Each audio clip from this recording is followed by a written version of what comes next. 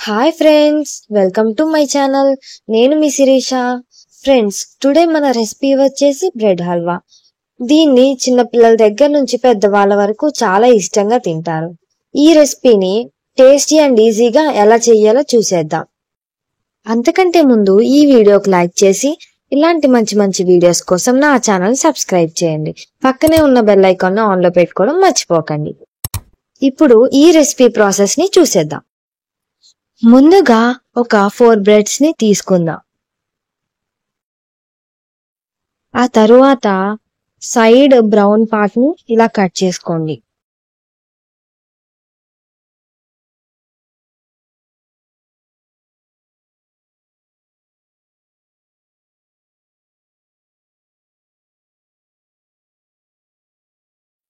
ఇప్పుడు వీటిని 4 పార్ట్స్ కింద కట్ చేసుకోండి.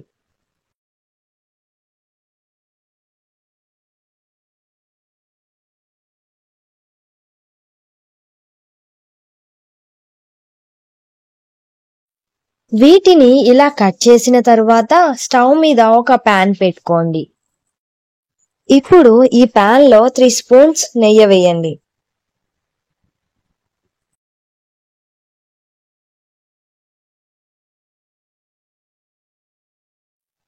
నెయ్యి హీట్ అయిన తర్వాత ఇందులో కొన్ని జీడిపప్పులు వేసి బాగా వేయించండి.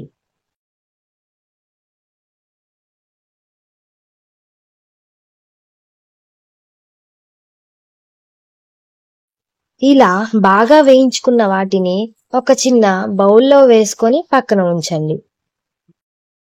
మళ్ళీ అదే ప్యాన్ లో మనం ఇందాక కట్ చేసుకున్న బ్రెడ్ ముక్కల్ని బాగా క్రిస్పీగా అయ్యేదాకా వేయించుకోండి.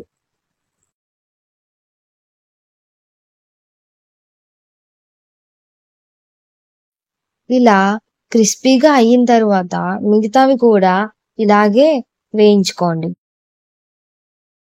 ఇలా అన్ని వేయించుకున్న తరువాత ఒక ప్లేట్లోకి తీసుకొని పక్కన పెట్టుకుందాం.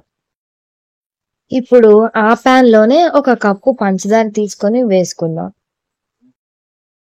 ఈ పంచదారలోకి 2 కప్పుల వాటర్ ని పోయండి.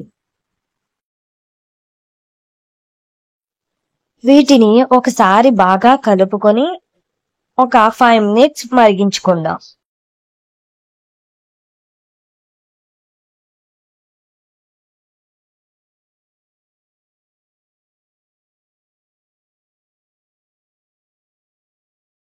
ఇలా బాగా మరిగిన తరువాత మనం ఇందాక వేయించుకున్న బ్రెడ్ ముక్కలను వేసుకొని బాగా ఒకసారి కలుపుకుందాం.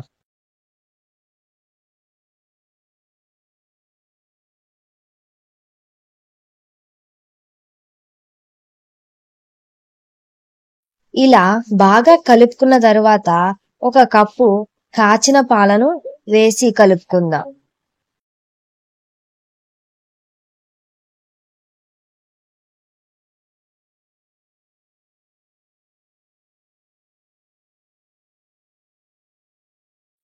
ఇలా బాగా కలుపుకున్న తరువాత మనం ఇందాక వేయించుకున్న జీడిపప్పు అలాగే కొంచెం యాలకుల పొడి వేసి బాగా కలపండి.